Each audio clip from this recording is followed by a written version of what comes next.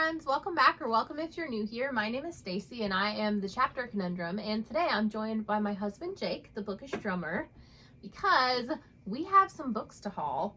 We went to a local used book sale at a church the other week, and earlier today we went to Second and Charles because we had some unhauls to take in and we had some store credit to accept. And so we shopped around a little bit there. So we don't have a ton of books today, but we did want to do a little haul and show y'all what we found and what we're excited to read. So yeah, let's get into it. So the first one I'm going to show you guys is actually a birthday gift that arrived a little bit late because it was a pre-order. And this one was from Jake and had been on my wish list, and that is The Spark of the Everflame by Pencole, and it's the sprayed edge special edition paperback, which is stunning. I don't know if you can really see very well, but it's very pretty. And for the longest time the paperback was out of print and they were very hard to find. You could only get it in hardcover, but obviously we don't collect a lot of hardcovers, so I kept waiting for the paperback, and it finally had another print. And this is what I've heard really interesting things about, so I'm excited to get to it. I knew you'd be excited for it. Yeah. So next up, we went to a used book sale at a local church the other week, and so we picked up a few things there. We spent $10 whole. Yeah. Yeah. But we got a lot of books, so. Money. What did you get, dear? Well, I got two books. One of them is kind of a weird-looking horror book that I'd never heard of called Eye Contact by Cammie McGovern. And I think I was interested from the back. It says, 2 children disappear into the woods behind Woodside Elementary. Hours later, one of them, 9-year-old Adam, is found alive, the sole witness to his playmate's murder. But Adam is autistic and can say nothing about what he saw. Only his mother, Kara, has the power to penetrate his silence. When another child goes missing and Kara's unsettling past emerges from the shadows, she has to ask herself whether her efforts to protect her son have exposed him to unimaginable danger. So.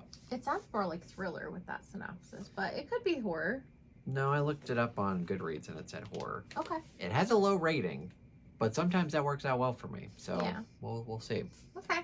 The first book that I picked up there is Rumblefish by S.E. Hinton, and you may recognize that author because she wrote The Outsiders, which is a classic YA. I guess before YA was a thing, she wrote like one of the early YA novels and helped establish the age category. But anyway, The Outsiders I loved, and it's the only thing of hers I've read, so I'm curious to try out Rumblefish. I found that one for you. You did, yeah, and it's real short too. It's like 122 pages and a big font. You can read that in like an hour. Yeah, it won't take me long. The next one I found also won't take me long. It's a short little hardcover, and it is What Does It Feel Like by Sophie Kinsella. And Sophie Kinsella tends to write like chick flick, adult, rom-com, like contemporary romance.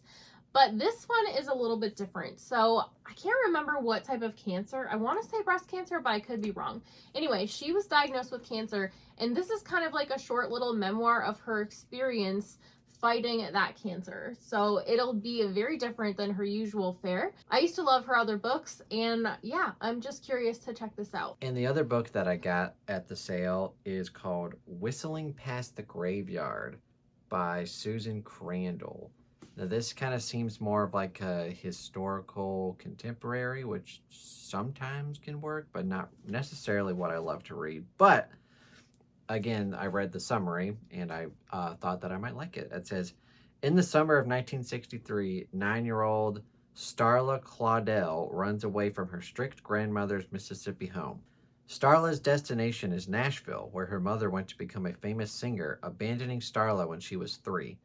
Walking a lonely country road, Starla accepts a ride from Eula, a black woman traveling alone with a white baby. Now on the road trip that will change her life forever, Starla sees for the first time life as it really is, as she reaches for a dream of how it could one day be. So that sounded interesting to me, so I picked it up. It's very low stakes, only for $1. Yeah, we'll give it a go, or you will, and let me know if it's worthwhile. Maybe it's the best book ever written. I don't know. The next one I found is another memoir, which is funny because I don't usually read a ton of those. But one that I want to read is Betty White's memoir. And this is her experience on television up until I think the mid-90s. I think this only covers until 1995. But one of my favorite Betty White things is the Golden Girls, and that was definitely pre-1995, so there will definitely be stuff about that in here. And I also really liked her on Match Game, which was a fun, really old game show that they did reruns of like forever ago that I used to watch with my family. So yeah, I'm very curious to check out her memoir and learn a little bit about her other experiences and more of like her inside opinions on her experience with Golden Girls, and it should be a good time. I also found a used copy of Ender's Game, which is one that I never ever read, even though I tend to love dystopian. So I'm very glad that I was able to find a used copy because I have heard that the author is problematic. So I haven't really looked into like why or what the deal is with that. But if I get a chance to pick that up used where it doesn't support them directly, then yeah, that's what I'm going to prefer to do. So yeah. I DNF the book.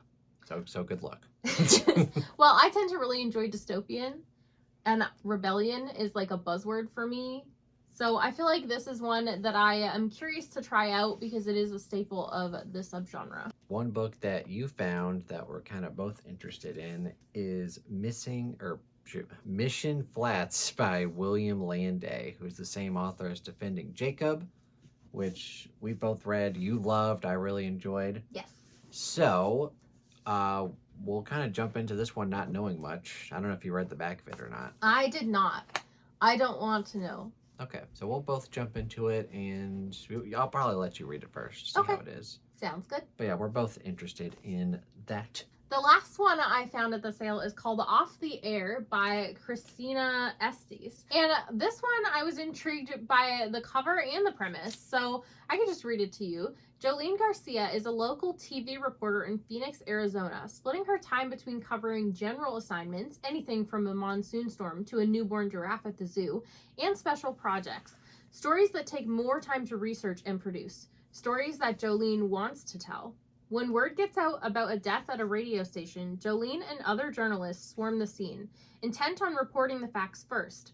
The body is soon identified as Larry Lemon, a controversial talk show host who died under suspicious circumstances. Jolene conducted his final interview, giving her and her station an advantage, but not for long. As the story heats up, so does the competition. Jolene is determined to solve this murder. It's an investigation that could make or break her career if it doesn't break her first. But yeah, I thought that sounded interesting. It may be a little bit more of a cozy mystery, or it may be more of like a comedic mystery, or it could just be like a serious one. But the cover is kind of giving me either like cozy or funny, so we'll see. Yeah, it's definitely a cozy mystery. Okay. I don't usually pick up a ton of those, but this one has me curious, so I'm gonna give it a go. It's screaming cozy.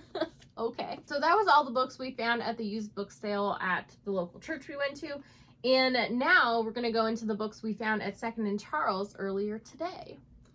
Yep, and you found the other William Landay book, but I found this one called The Strangler. So also another book by him that I didn't even read the back of it. I was just like, oh, we both like him. So yeah, and it was like $2. So I'm like, we need to Yeah. give this a go and see if it's any good because we loved, or I loved, and you liked Defending Jacob. So we'll see. Also in the clearance section, we found one that I had been kind of curious about, but that I don't necessarily know that I'm going to love. So I was happy to pick it up while it was on clearance. And that is Black Sun Rising by C.S. Friedman. And this is the first book in the Coldfire trilogy. So this is kind of like sci-fantasy, which I tend to like. And it's from 2005. So even though it kind of looks older, it shouldn't have too many like classic vibes.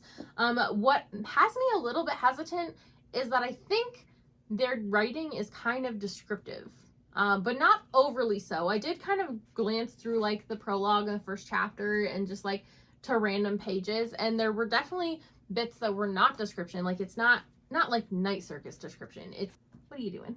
I just want to, you can keep talking. I just want to look at like the chapters. Okay. You know, I like to see the number of chapters there are. Yeah, this is a weird Jake habit. Every time he picks up a book, he wants to see how many pages it is, how many chapters it is, and figure out the average chapter length. I don't know why he does this. this is a good chapter. It's about like 12-page chapters, which is medium, which is good for like I don't like it too short like John Gwynn, or too long like Malazan. Like it's pretty good. It's already a good sign. It's gonna be Okay. good. But also, from what I know of this, it's supposed to be kind of darker in tone, I think. I could be wrong on that. But I've heard interesting things about it from some of my friends, and I thought I would grab it while it was on clearance and see how I end up feeling about it. And the last couple of books that I found that I'm super excited for is kind of a childhood favorite of mine, and that would be books 1 and 3 in the Pendragon series by DJ McHale. They had book 2, but they didn't have it in like this matching old covers that I like. My goal is to try to eventually, well, I'm going to read book 1 first, and then I'll kind of see. But it would be really cool if I could have all of these. But yeah, it's just very nostalgic. I remember reading the first 5 books and just really enjoying them. I never finished the series. It's a 10-book series. I'd love to eventually go back and reread these, but they were pretty cheap, so I went ahead and picked up 1 and 3. I wish they had 2, but they had 2 in like the kind of newer edition, and I didn't want that. So yeah, I just got 1 and 3. So you can probably find it on thrift books. Yeah, I'll find it somewhere. And they had books 4, 5, and 6, and I was tempted to get them, but I'm gonna wait and see if I still enjoy them. Yeah. See if they hold up. Yeah, chances are somebody won't pick up 4, 5, and 6 if they can't also pick up the early ones in the series there. So. That was the only book 1 they had. Yeah. Which I hate when you go to used bookstores and they have like, oh, here's 2 and 3, but then they don't have 1. You're like, oh. Yeah, we saw a lot of that today. And also, something else I noticed, this is kind of rambly, but that's okay. Our local Secondhand Charles doesn't have a ton of used fantasy and sci-fi anymore. They have a lot of new books in there. So going across the shelves, I'm like, ooh, I want to read that. But I don't want to pay the full price new edition price. Like, I'm here for used books. So it was kind of frustrating that way. But anyway, I digress. I did find one that I am really excited about in a used copy, and that is The Maleficent 7 by Cameron Johnston. And I don't know a ton about the premise of this, but I do know that some of my friends have really enjoyed it. And I also am really curious to read his duology. I think it's The Age of Tyranny, but it's the one that starts with the Traitor God. And from what I know of that one, it's dark fantasy, so I would assume that this is also dark fantasy in tone, but I think it also has demons and like a demonologist.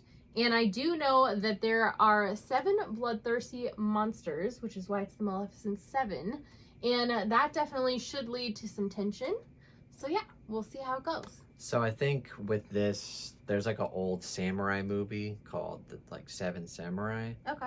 And I think that has spawned a bunch of like reboots and like retellings. And I think that's what it's kind of loosely based Based off on? of. Okay, interesting. Well, I've we'll never have to seen the figure it out. movie, but I think that's kind of what it's loosely about. Yeah, we'll have to figure it out. I could be wrong.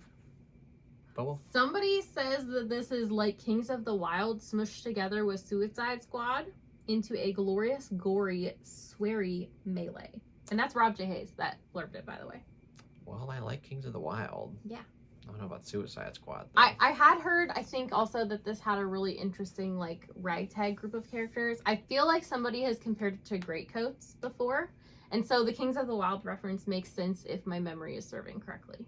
But yeah, intrigued by this one for sure. That's it. Okay, editing Jake and Stacy here, well, editing Stacy, who's making Jake sit here, because we have a few more books to add to this haul, thanks to Jake. You did what now? What? Oh yeah. I went to the little free library on my mail route, and they had some books, so I picked some up for free. Yeah, and he brought me things home too, of course, I had no prior knowledge of, but I'm curious to check them out, so we're gonna mention them. Hopefully you enjoy them. Yeah, hopefully. So the first one of those I've never heard of. It's called The Summer of Broken Rules by K.L. Walther. And the gist of this is that you have a young woman who's lost her sister, but she's going on a family vacation to a wedding. And at this wedding, they're reviving a family tradition of playing a game of assassin, which her sister loved. So she ends up teaming up with a groomsman, and she may be in danger of losing her heart. Oh boy. Yeah, so that'll be interesting. I always like contemporary romance with complex family dynamics, and I feel like if we're grieving the loss of her sister, then there's going to be some interesting things going on with her character in this one. So I picked up something possibly for both of us, The Locked Door by Frida McFadden. I have really enjoyed some of her books not so much, but I'm still willing to give her a shot, and hopefully this one does not disappoint. And you actually just finished one. I finally read a Frida McFadden book. It's The Boyfriend, if you're curious. And more to come on this in my July wrap-up, but I really had a good time with it. Well, I'll get to this one eventually. Yeah, one of us will, and then we'll tell the other one whether it's worth reading or not. And then he picked out 2 more books for me at the Little Free Library. The first one, a sequel to one of my favorite books of the year so far, Out of the Woods by Hannah Bonham Young. This being the sequel to Out on a Limb, which is my number 2 book of the year so far, if you've seen that video. But this follows the main character of that one's friends. And so I'm sure there'll be Easter eggs and stuff from book 1. But I'm really curious to dig into their relationship too, because you did get some of their interesting relationship dynamic from the first book. So yeah, should be a good time. 5-star prediction. Definitely 5-star prediction. And then this one I know nothing about other than that it's Tessa Bailey, who I have read, I think 5 books from and enjoyed. This one is Unfortunately Yours. And yeah, I'll give it a whirl because I have enjoyed all 5 of the ones of hers that I have read. And if you're curious, I have read the Bellinger Sisters duology and the Hot and Hammered trilogy. So this book is hopefully fortunately yours, because hopefully it'll fortunately be good. Hopefully. But yeah, now we're really done hauling books. So that was all the books we had to haul today. Let us know down below in the comments which one are you the most excited for us to get to and check out. And also let us know if you've read any of these, what your reading experience with them was. As always, thank you guys so much for watching. Don't forget to hit like and subscribe on your way out if you want to, and have a great day. Bye.